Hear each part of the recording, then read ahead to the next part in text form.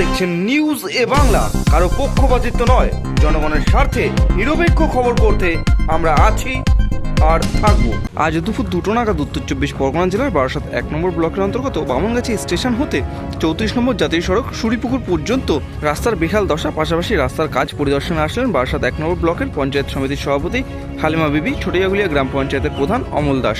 2024-এর লোকসভা নির্বাচনের আগে এই রাস্তা পরিদর্শনে আসেন জেলা পরিষদের সভাধিপতি নারায়ণ গোস্বামী এবং এই রাস্তার সংস্করণ করা হবে সেই প্রতিশ্রুতি দিয়ে যান তিনি।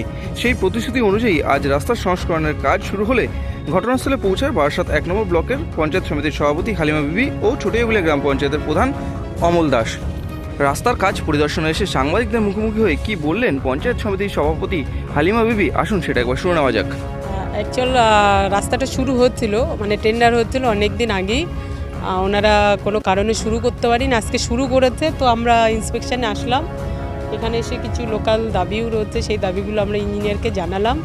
এটা খুব ভালো হয়েছে যে এটা 3টে বিধানসভার মধ্যে পড়ে রাস্তাটা।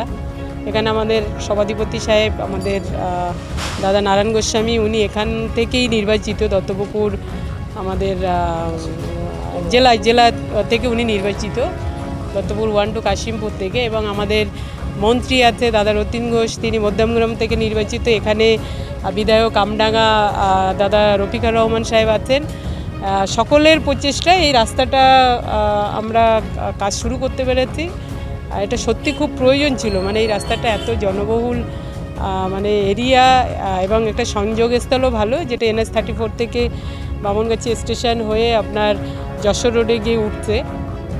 এটা হচ্ছে, এখানকার মানুষেরও দীর্ঘদিনের দাবি, সেটা পূরণ হচ্ছে। 1,7 থেকে 8 লাখ টাকা, মানে দুটো ভাগে ভাগ করা হচ্ছে। এখানে যেখানে জল জমে, এখানে কয়েকটা জায়গায় একটু লো ল্যান্ড আছে, সেখানে ঢালাই ধরা হচ্ছে। এটা ইঞ্জিনিয়ারদের ম্যাটার, আমি অতটা বলতে পারবো না। আর বাকিটা পিচের হবে। তো সেই জন্য আমরা একটু এসে পাবলিকের থেকে শুনলাম এখানে জল জমে, এখানে একটু যদি পিচের বদলে ঢালাই হয় ভালো হয়।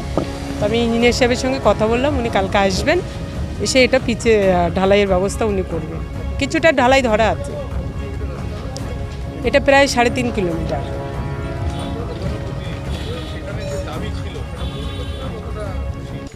খুশি তো অবশ্যই, কারণ এই রাস্তা দিয়ে আমিও ভীষণ যাতায়াত করতাম। এমন একটা বাজে পরিস্থিতি হচ্ছিল, মানুষের যাতায়াতের সত্যিই খুব প্রবলেম হচ্ছিল। এবং যেহেতু স্টেশনে প্রচুর মানুষ কর্মসূত্রে তারা বামনগাছি স্টেশনে নেমে এই রাস্তা দিয়ে একটা গাড়ি চলাচলের মতো সেই পরিস্থিতি ছিল না।